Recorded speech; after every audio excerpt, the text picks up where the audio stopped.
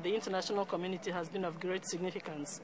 Funding has come from different avenues, different areas and different organizations. PEPFAR and the Global Fund have been very important in funding HIV response in Nigeria. And they've done a great deal of help in that direction.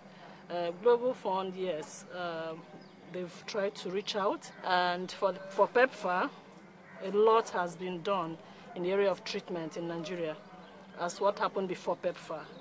And over 100,000 Nigerians are accessing treatment. The G8 has continued to make commitments to the response to HIV and AIDS.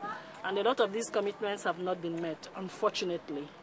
And I think this is because of lack of political will and leadership.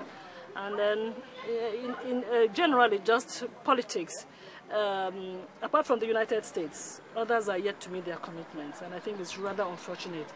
And I want to believe that some of them just believe it's like any other political issue.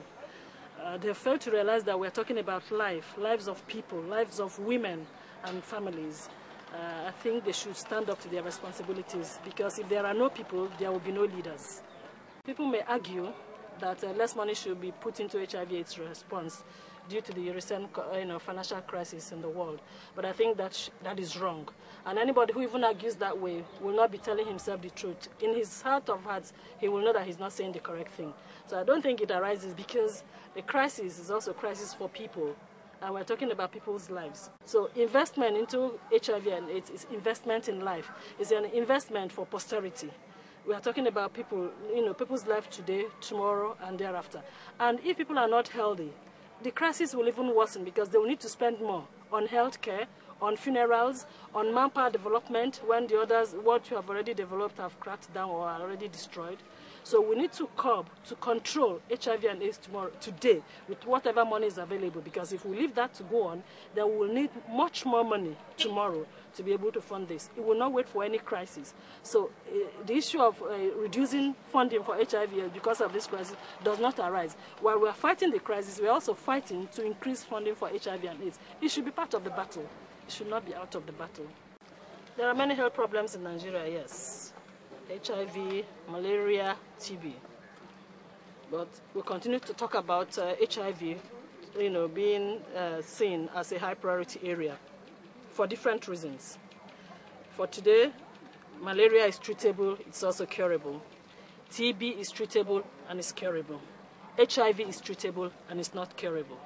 So it's a major difference. We also have been told, and we know, that HIV has killed more people than all the global wars put together. And that is very, very important, though unfortunate. And then the crisis, the spread of the virus has continued to, outmatch whatever efforts that have been put. So we cannot allow the response reduce, because we've not even been able to match, the spread of the virus. It's been causing a lot of havoc. People have continued to die. In Nigeria today, we say we have over 3 million people living with HIV and AIDS. That's the official figure. I'm sure by the time we go to the rural areas, those who have not reported, we could have close to 6 million people living with HIV and AIDS. And it's a serious issue. So I don't think anybody should really talk about not prioritizing HIV, not putting HIV in the topmost priority in Nigeria. It must be there so that we keep Nigerians healthy, so that we keep the young generations of Nigerians alive, who will now take over from us as leaders of tomorrow.